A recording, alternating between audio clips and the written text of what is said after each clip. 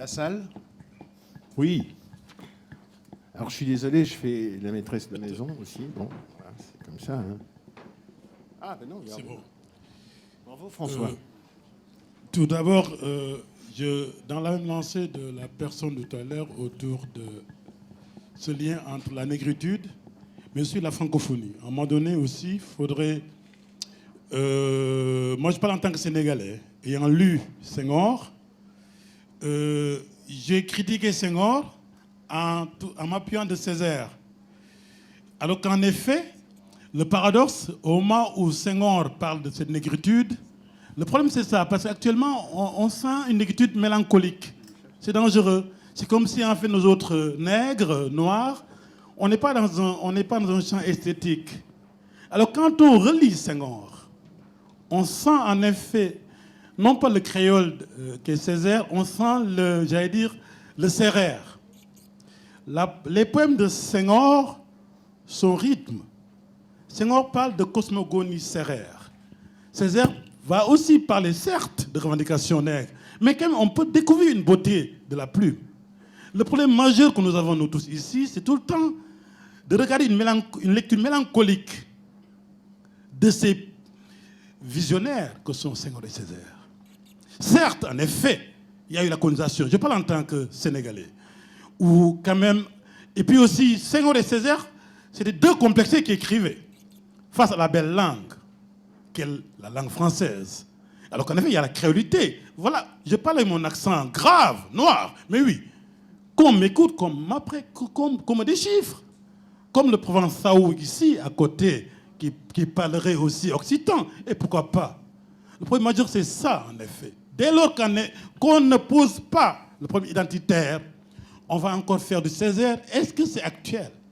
Faut-il faire aussi du Senghor? Est-ce que c'est actuel pour moi, contemporain, postmoderne? Non. Je pense qu'en fait, c'est un faux débat. Surtout, ou bien rentrer aussi allier le poétique et le politique. Et c'est quoi actuellement? L'identitaire est présent politiquement. C'est quoi? Avignon, j'allais le dire souvent, en été reçoit le monde, en hiver, il y a le Front National qui est là. En quoi ce lien poétique et politique a un problème majeur? Qu'il y ait concret une plateforme césarienne, senghorienne, qui traverse l'Hexagone pour montrer qu'elle altère et aussi et surtout un voisin. Merci. Je ne peux rien dire. Simplement, vous avez oublié que il n'était pas que deux. Il y avait aussi un troisième larron qui s'appelait Léon Gontran Damas, qui est guyanais et qui a fait partie de ces trois poètes de la négritude et de l'invention de ce mot-là à un moment donné. On est en 1936, la situation n'est pas comme elle est aujourd'hui. Ils sont étudiants. Césaire, je vous rappelle, à ce moment-là, il est né en 13, nous sommes en 1936, il a 23 ans. Il vient d'entrer à Normal Sup, puisqu'il finit Normal Sup, et tous les trois qui arpentent cette cour grise, comme dit Césaire, d'un lycée parisien, inventent ce concept. Il y a Alioune Diop, présidente africaine, en effet, mais je suis plus loin. Et là aussi, souvent, on essaye de faire une économie du fameux égyptologue que est Cheikh Anta Diop. Oui, qui en effet, mais oui, à un moment donné, bon, le problème, on prend en effet Senghor, Damas, Alioune Diop, bon, tous ces chants de la négritude, bien sûr, ce courant sur Haïs, accompagné par les africanistes. Mais aussi, il y a l'égyptologue que est Cheikh Anta Diop, qui a dit quoi, tout simplement? Que, en effet, la rationalité est négroïde. Et là, en effet, ça a été un moment très patriotique, tant qui a été, par rapport à nos autres étudiants là-bas en Afrique, porte-drapeau, à ce moment la négritude. Et en effet, il faut aussi aller plus loin. Cette segmentation entre francophones et anglophones. Chez Inca, les anglophones, eux, ils allaient de suite dans la violence. Nos autres francophones, comme Senghor, on était plutôt dans la conciliation. Oui, négritude, mais négritude très passive. Et Césaire, en effet, active, mais quand même forcément une crédulité. Oui, il y avait aussi à cette époque-là, lorsque Damas prend la parole, à la même période, il dit de n'avoir jusqu'ici rien fait, osé, bâti, construit à la manière du juif, du jaune, pour l'évasion en masse organisée de ma condition d'infériorité. C'est en vain que je rejette le creux d'une épaule ou cacher ma honte, mon refus de la réalité. On a devant nous des gens qui ont une conscience 25 ans avant les autres. Avant l'apparition de la psychiatrie et de la psychanalyse, il avait des gens qui ont eu conscience d'un processus d'aliénation. Lorsqu'il m'a été donné de rencontrer Césaire, monsieur Césaire, il me dit je me suis rendu compte on ne nous a pas dit la vérité. Ce qu'on enseignait était faux. Voilà. Il est parti de là. Il s'est simplement rendu compte concrètement que l'enseignement qui lui était donné était parcellaire, qu'il y avait autre chose. Alors effectivement, à la cité universitaire, à ce moment-là, il y a eu Cheikh Anta Diop, effectivement, il y a eu Césaire, il y a eu Damas, il y a eu Senghor. Un historien africain appelait ces gens les voleurs de feu, parce qu'il y avait 3 intelligences supérieures réunies en même temps dans un temple du savoir.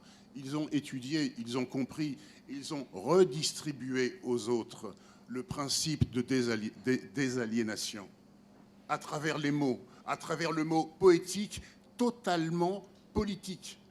Parce que le mot poésie signifie mettre en mouvement à partir de rien. Donc la poésie est l'acte politique le plus puissant qui puisse être. La preuve en est que tous les poètes sont souvent en prison. Donc on est devant un moment de la prise de conscience de l'homme à travers l'expérience de la rencontre entre les Blancs et les Noirs dans un secteur particulier.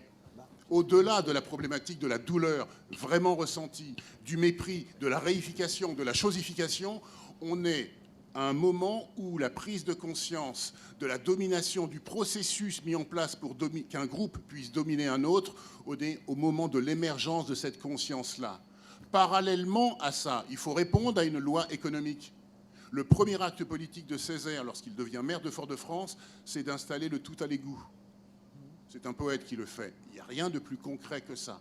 Donc il y a confluence de choses à faire dans l'immédiat, pour la conscience et en même temps pour la nourriture toute simple des uns et des autres. Il y a ce combat-là à mener et en même temps faire en sorte que l'espoir, que le besoin, que la nécessité d'agir soit toujours vivace.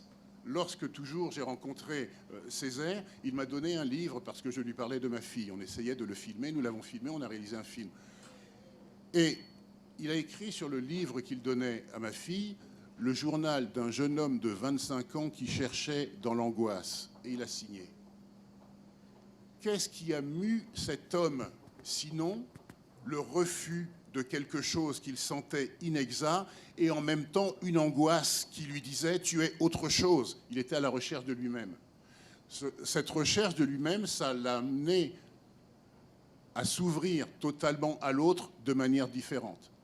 Et c'est ce qui nous lègue à travers ces mots, à travers le refus d'une violence absolue, à travers sa position politique, à travers aussi son regard humaniste, sans concession, qu'il pose sur les uns et sur les autres. En même temps, il dit aux autres, faites le reste. Agissez et affirmez ce que vous êtes, dans ce que vous êtes. Il y a l'Europe qui se construit, il y a la Caraïbe qui existe. Historiquement, géographiquement, on a quelque chose de précis qui doit se faire en son temps aussi. Les choses sont en marche. Très bien. Mais Audrey ? moi, je suis absolument pas d'accord avec vous, monsieur, sur la question de la nostalgie, de la négritude, ou voilà, enfin, vous présentez ça comme quelque chose de passéiste. On est en plein dedans, et ce que vous venez de dire à l'instant le confirme. C'est quoi la créolité ? C'est l'archipel des consciences, c'est l'archipel des appartenances. La créolité, c'est pas de parler créole. La négritude, c'est pas d'être nègre ou de parler créole. C'est d'où je viens, de multiples appartenances. On dit je, pas moi, mais d'où vient-on des multiples appartenances d'où on vient et qui constituent un être, qui constituent un peuple, qui constituent un monde. La créolité aujourd'hui, on est en plein dedans. à la fois dans ce monde éclaté et de multiples communications à la fois, mais je veux dire d'échanges humains, de transport des uns et des autres, le fait de pouvoir s'installer dans n'importe quel pays du monde, et à la fois un monde héritier du colonialisme et des métissages qu'il a inscrits dans l'histoire, et en France en particulier, en France, même en France hexagonale, je dirais en particulier. Qu'est-ce qu'être français aujourd'hui? Ça a été le thème d'un débat très malmené pour de très mauvaises raisons par la majorité précédente, mais c'est une question qui vaut d'être posée. Qu'est-ce qu'être français aujourd'hui? C'est être créole. Et c'est pas créole au sens compagnie créole ou au sens être né en Martinique ou en Guadeloupe, etc. C'est être multiple. Et c'est ce que Césaire nous a appris à regarder. Et j'ai envie de vous dire, la créolité, la négritude, c'est pas du tout passéiste, c'est pas du tout de la nostalgie, c'est la force de regarder demain, encore aujourd'hui, c'est ce que je crois. Alors, on va donc passer à cette lecture. Sergio Grondin, qui est de La Réunion, André Morel, qui est de par ici, Daniel Berliou, qui est de pas loin, Nicole Doguet, Jean-Michel Martial. Il manque quelqu'un qui n'a pas pu venir. Alors, je vais le remplacer.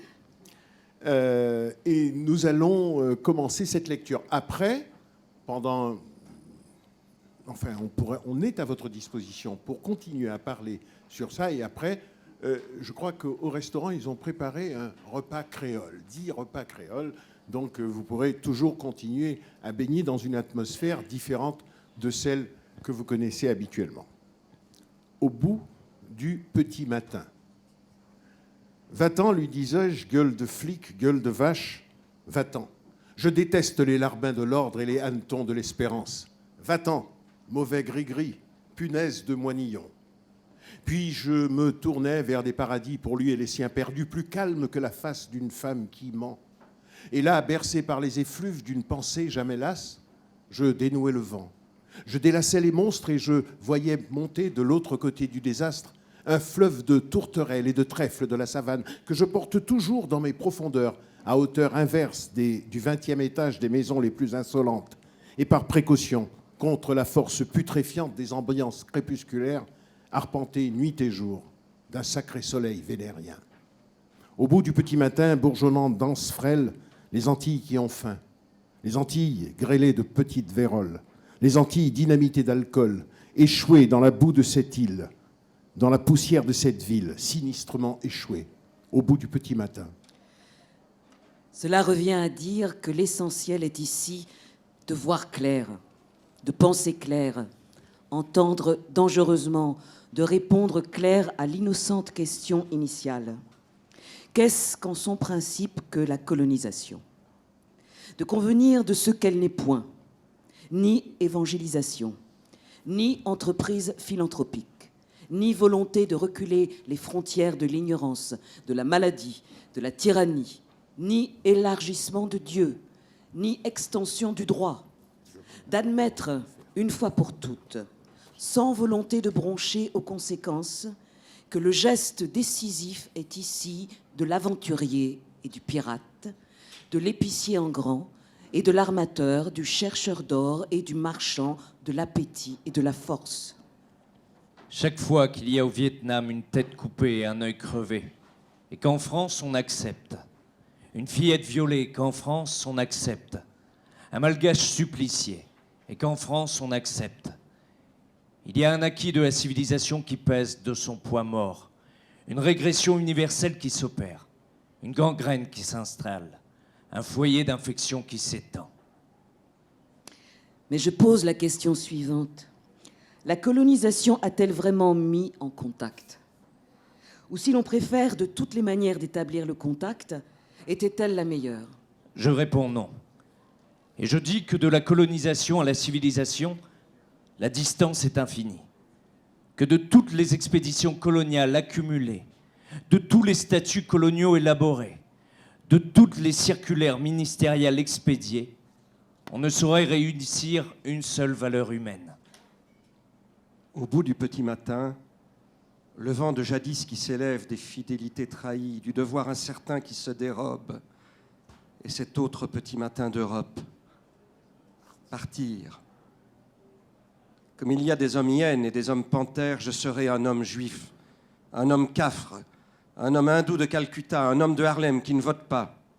L'homme famine, l'homme insulte, l'homme torture. On pouvait à n'importe quel moment le saisir, le rouer de coups, le tuer parfaitement. Le tuer, sans avoir de compte à rendre à personne, sans avoir d'excuses à présenter à personne. Un homme juif, un homme pogrom, un chiot, un mendigo. Mais est-ce qu'on tue le remords, beau comme la face de stupeur d'une dame anglaise qui trouverait dans sa soupière un crâne de Hottentot? Et alors, un beau jour, la bourgeoisie est réveillée par un formidable choc en retour. Les Gestapo s'affairent, les prisons s'emplissent, les tortionnaires inventent, raffinent, discutent autour des chevalets.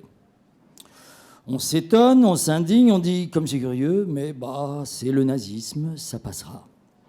Et on attend, et on espère, et on se tait à soi-même la vérité que c'est une barbarie, mais la barbarie suprême, celle qui couronne, celle qui résume la quotidienneté des barbaries, que c'est du nazisme, oui, mais qu'avant d'en être la victime, on en a été le complice. Que ce nazisme-là, on l'a supporté avant de le subir, on l'a absous, on a fermé l'œil là-dessus, on l'a légitimé parce que jusque-là, il n'était appliqué qu'à des peuples non européens. Que ce nazisme-là, on l'a cultivé, on en est responsable, et qu'il sourd, qu'il goûte, avant de l'engloutir dans ses eaux rougies, de toutes les fissures de la civilisation occidentale et chrétienne. Oui. Il vaudrait la peine d'étudier cliniquement, dans le détail, les démarches d'Hitler et de l'hitlérisme, et de révéler aux traits distingués, très humanistes, très chrétiens bourgeois du XXe siècle, qu'il porte en lui un Hitler qui s'ignore, qu'Hitler l'habite, qu'Hitler est son démon, que s'il le vitupère, c'est par manque de logique, et qu'au fond, ce qu'il ne pardonne pas à Hitler, ce n'est pas le crime en soi. Le crime contre l'homme, ce n'est pas l'humiliation de l'homme en soi. C'est le crime contre l'homme blanc. C'est l'humiliation de l'homme blanc. Et d'avoir appliqué à l'Europe des procédés colonialistes dont ne relevaient jusqu'ici que les Arabes d'Algérie, les coulis de l'Inde et les nègres d'Afrique. Et dès lors, ces phrases s'imposent à moi. La nature a fait une race d'ouvriers. C'est la race chinoise, d'une dextérité de main merveilleuse, sans presque aucun sentiment d'honneur. Une race de travailleurs de la terre, c'est le nègre. Soyez bons pour lui, et humains, et tout sera dans l'ordre. Une race de maîtres et de soldats, c'est la race européenne. Rédiviser cette noble race à travailler dans l'ergastule comme des nègres ou des Chinois, elle se révolte. Tout révolté est chez nous plus ou moins un soldat qui a manqué sa vocation, un être fait pour la vie héroïque et que vous appliquez à une besogne contraire à sa race. Mauvais ouvrier, trop bon soldat. Or, la vie qui révolte nos travailleurs rendrait heureux un Chinois, un Fella, êtres qui ne sont nullement militaires. Que chacun fasse ce pourquoi il est fait et tout ira bien. Hitler, Rosenberg, non, Ernest Renan. Par la bouche de tous ceux qui jugeaient et jugent licite d'appliquer aux peuples extra-européens et aux bénéfices des nations plus fortes et mieux équipées une sorte d'expropriation pour cause d'utilité publique, c'était déjà Hitler qui parlait. J'ai relevé dans l'histoire des expéditions coloniales quelques traits que j'ai cités ailleurs tout à loisir. Cela n'a pas eu l'heure de plaire à tout le monde. Il paraît que c'est tiré de vieux squelettes du placard, voire. Était-il inutile de citer le colonel de Montagnac, un des conquérants de l'Algérie, Pour chasser les idées qui m'assiègent, quelquefois, je fais couper des têtes. Non pas des têtes d'artichaut, mais bien des têtes d'hommes. Convenait-il de refuser la parole au comte d'Hérisson? Il est vrai que nous rapportons un plein baril d'oreilles récoltées, paire par paire, sur les prisonniers, amis ou ennemis. Fallait-il enfin rejeter dans les ténèbres de l'oubli le fait d'armes mémorable du commandant Gérard et se taire sur la prise d'Ambiquet, une ville qui, à vrai dire, n'avait jamais songé à se défendre? Les tirailleurs n'avaient ordre de tuer que les hommes, mais on ne les retint pas. Enivrés de l'odeur du sang, ils n'épargnèrent pas une femme, pas un enfant. À la fin de l'après-midi, sous l'action de la chaleur, un petit brouillard s'éleva. C'était le sang des 5000 victimes, l'ombre de la ville qui s'évaporait au soleil couchant. J'entends la tempête. On me parle de progrès, de réalisation, de maladies guéries, de niveau de vie élevé au-dessus d'eux-mêmes.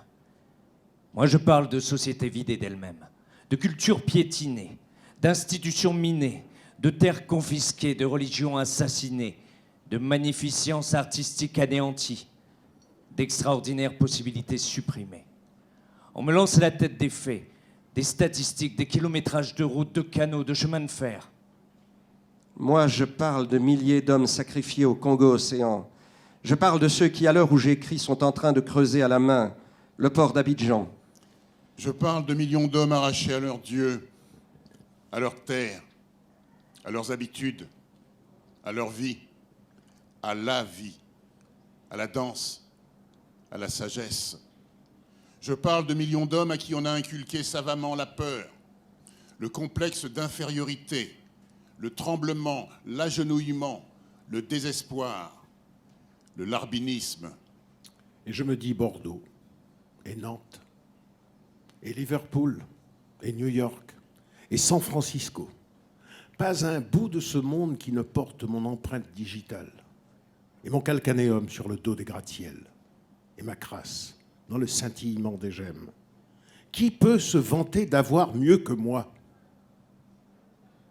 Virginie, Tennessee, Géorgie, Alabama, putréfaction monstrueuse de révoltes inopérantes, marais de sang putride, trompettes absurdement bouchées, terre rouge, terre sanguine, terre consanguine.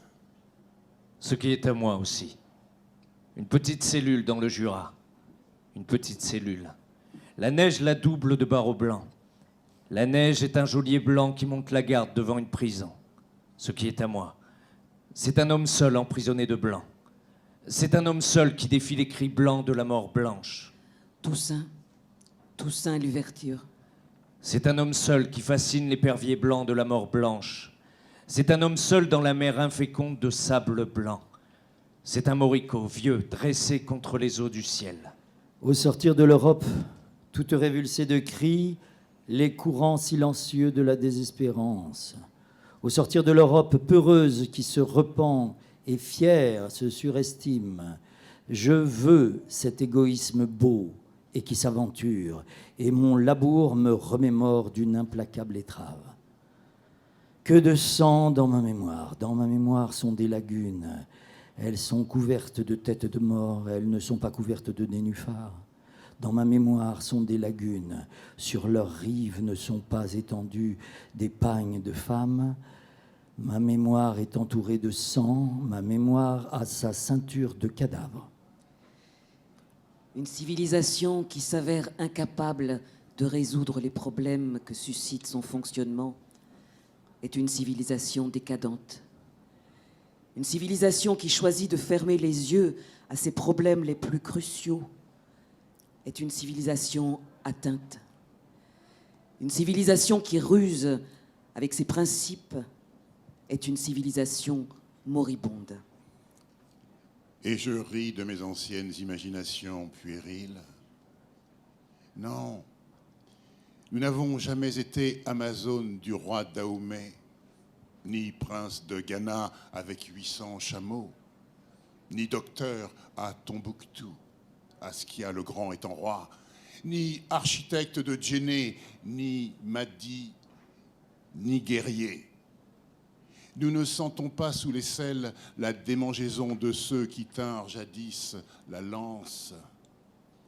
Et puisque j'ai juré de ne rien sceller de notre histoire, moi qui n'admire rien tant que le mouton broutant son ombre d'après-midi, je veux avouer que nous fûmes de tout temps d'acier piètre laveurs de vaisselle, des cireurs de chaussures sans envergure, mettons les choses honnêtes, d'assez consciencieux sorciers.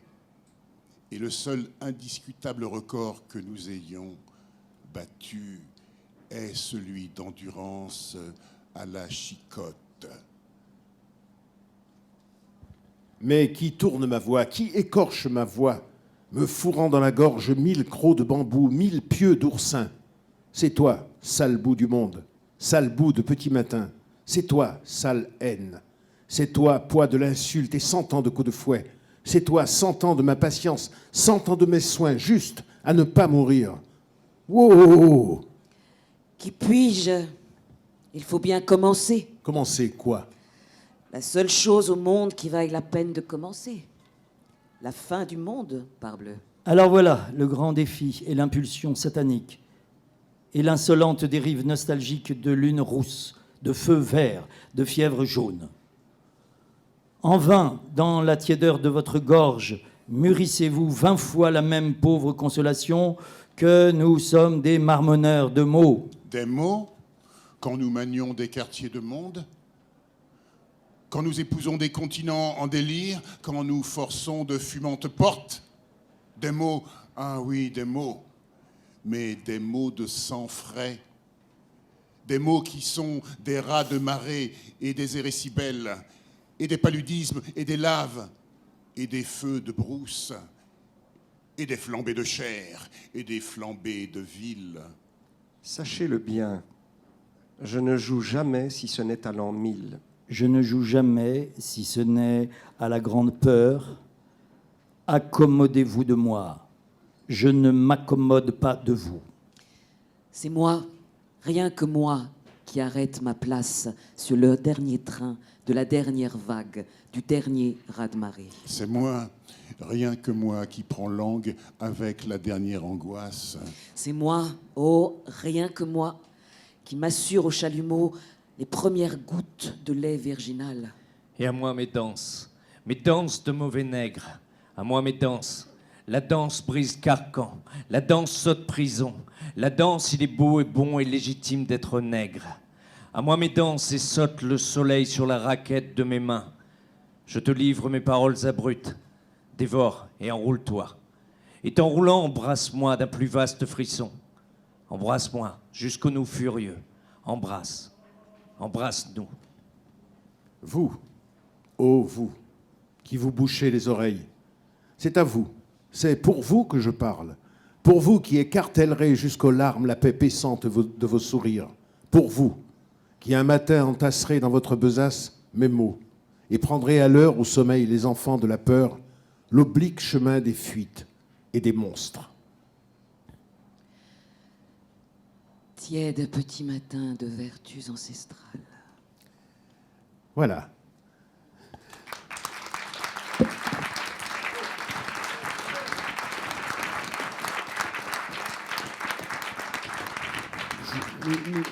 Nous devons tous ensemble dire merci à tous les comédiens et à tous les intervenants qui vraiment se sont livrés à un exercice difficile pour des acteurs qui, pour la plupart, jouent dans le off, évidemment, et vous savez combien il est difficile de jouer, de distribuer des tracts, de coller des affiches quelquefois, et enfin tout ce qui fait le off. On n'a pas fini, on n'a pas terminé, parce que je sais qu'il y en a peut-être qui ont des questions à poser, et on peut continuer encore un petit peu. Le plateau est à nous jusqu'à 20h. Si vous avez des questions à poser, vous les posez. Ah, il fait tomber son micro, Armand, c'est bien, il a, lui, fini. Mais est-ce qu'il y a des questions après ce texte? Ça vous laisse sans voix? Ou vous vous êtes bouché les oreilles, comme dirait Césaire? Alors je ne vais quand même pas terminer maintenant. Rost, allez, tu vas nous dire quelque chose, j'en suis sûr. Ouais, voilà. Pour une fois que c'est pas Audrey. Que dire je reste un peu comme les gens de la salle. Hein. On est ébloui par la beauté du texte, de la lecture et les voix qui ont accompagné ce beau texte de Césaire. Juste peut-être revenir un tout petit peu sur ce que disait le monsieur tout à l'heure, sur l'histoire. Je pense que la dimension poétique fait que la plupart des écrits, même si ils sont inscrits dans l'instant, arrivent à passer les époques. Et c'était ça la force aussi de Césaire. On a beaucoup d'écrits qui datent de dizaines et de dizaines d'années, voire même des fois encore plus, qui sont plus que jamais réels, tellement les mentalités sont dures à bouger. Et on doit, nous, à chaque fois, nous inspirer. Il ne s'agit pas de faire un copier-coller des choses, mais il s'agit, à un moment, de se servir de ça comme un témoignage. Les écrits sont un témoignage d'un temps, d'un instant. Un artiste, c'est quelqu'un qui va voir quelque chose et qui va se dire, tiens, je mets ça sur une feuille. Un des textes que j'ai pondu à une époque il y a à peu près il y a 2 ou 3 textes dans les différents albums que j'ai faits qui m'ont marqué, et ça a été des instants, mais il y a eu l'assassinat d'Yitzhak Rabin le 4 novembre 1995, qui a été un moment, quelque chose qui m'a marqué de façon très, très, très forte. Et là, on revient, je vous parle de ça parce qu'on revient justement de la Palestine et d'Israël, une expérience très, très forte. Et quand on voit ce qui se passe aussi là-bas, ça nous rappelle ce qui a pu se passer dans le passé et à quel point nous avons le devoir, l'impératif, à chaque instant, de nous lever tous contre tout ce qui peut être arbitraire, à chaque instant, avec la plus puissante des forces contre ces agissements à chaque fois. Notre indignation doit être au maximum dans toutes ces situations. Et ça a été ce que certains ont vécu à l'époque de l'esclavage. Et je pense que cette génération, elle ne nous a pas fait beaucoup de cadeaux sur beaucoup de choses, en tout cas à nous, parce qu'il y a encore des reliquats qui nous empêchent d'avancer et qui créent aussi une quête d'identité. Parce que beaucoup, c'est ce que Marc disait tout à l'heure, beaucoup de gamins dans les quartiers populaires où moi je travaille par exemple, sont perdus. Et j'avais 4 ans quand mon grand-père me disait « Si tu ne sais pas où tu vas, sache toujours d'où tu viens. Parce qu'un jour, si tu te perds, tu pourras revenir sur place et repartir. » Et c'est ça qui est important aujourd'hui. C'est la transmission de notre histoire, de l'histoire commune, parce qu'elle n'est pas que, justement, sur le peuple noir ou sur la négritude. Et d'ailleurs, la négritude, le sens est tellement vaste aussi qu'on a ce devoir, justement, d'indignation, mais des écrits, de laisser une trace pour les générations futures. Encore une fois, c'est ce que je disais tout à l'heure, l'histoire nous sert à ne pas reproduire les mêmes erreurs et peut-être à garder aussi nos sens en éveil et à porter notre indignation avec la plus grande des forces.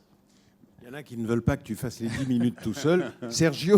Sergio Grondin, qui a participé à la lecture, je vais vous présenter tous ceux qui vous ont fait cette petite veillée. Vas-y, Sergio. Donc moi, si je devais juste apporter un petit témoignage concernant la négritude et puis l'aspect contemporain de qu'elle peut avoir chez nous, je prendrais cette anecdote avec mon metteur en scène qui me faisait travailler cet après-midi, qui me dit « Écoute, ce qu'il faudrait que tu arrives à retrouver, c'est le naturel de ta langue créole, parce qu'il mettait un peu en confrontation cette langue française qui se posait quand je jouais comme quelque chose d'un peu solennel, et puis le naturel de la langue qui est la mienne, qui est la langue créole, qui est la première.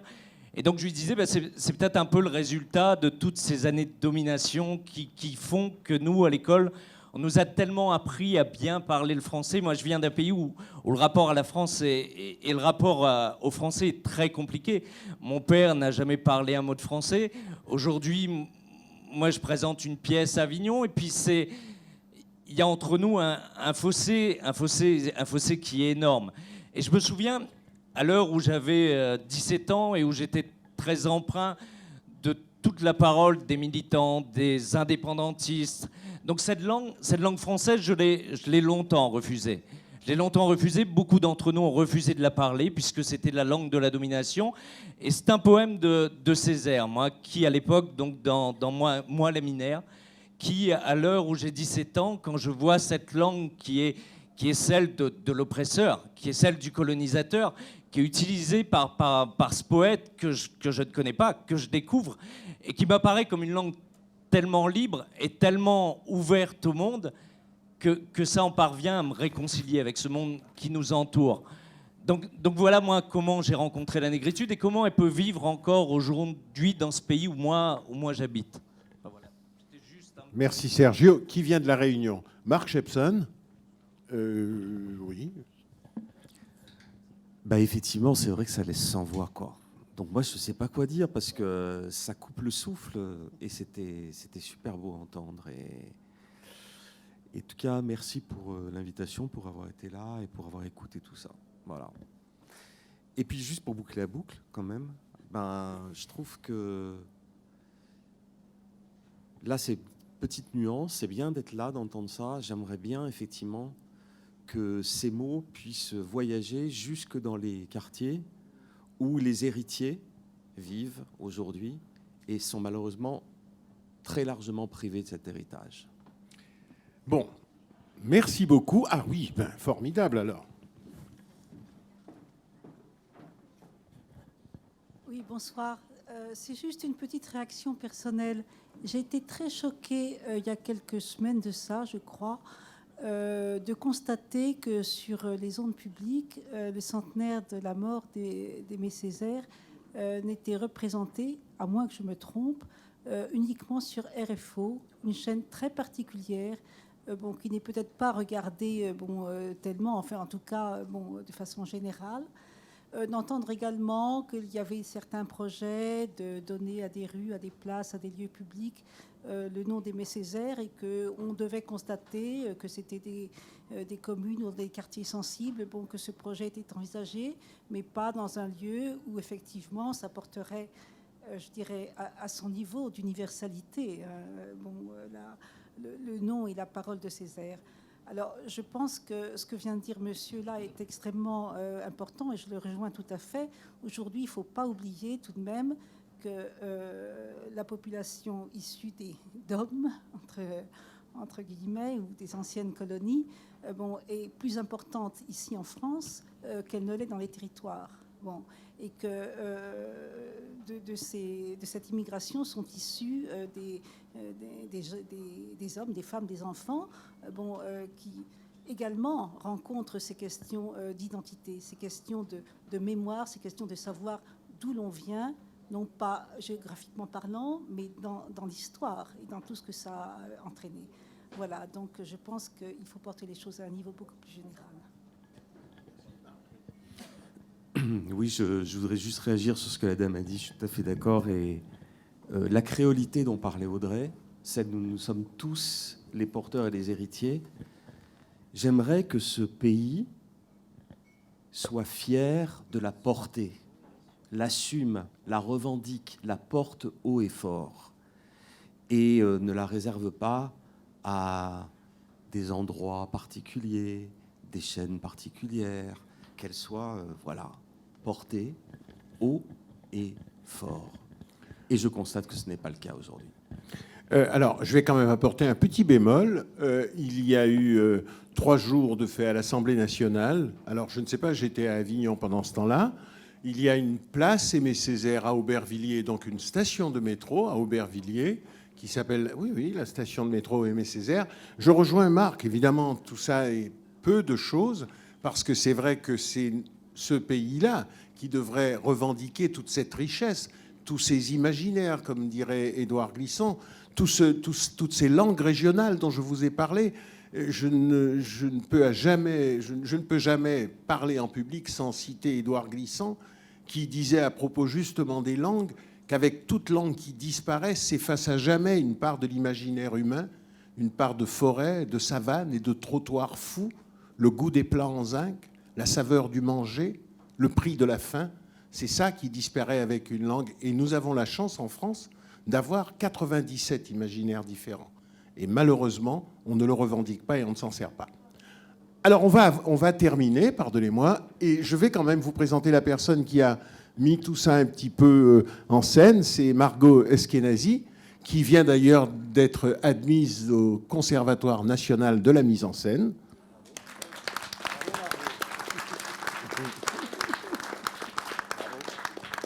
Voilà, alors on lut pour vous Sergio Grondin, André Morel, André Morel, Armand Éloi qui a disparu et qui a apporté son concours aux jeunes du fleuve, n'est-ce pas, les jeunes Saramacas qui ont lu une partie de Césaire. Evelyne Guillaume qui a demandé à ses acteurs et actrices de chanter pour nous quelques chants polyphoniques. Daniel Berliou, un vieux camarade de classe qui nous a fait l'amitié de venir. Nicole Doguet. Et Jean-Michel Martial.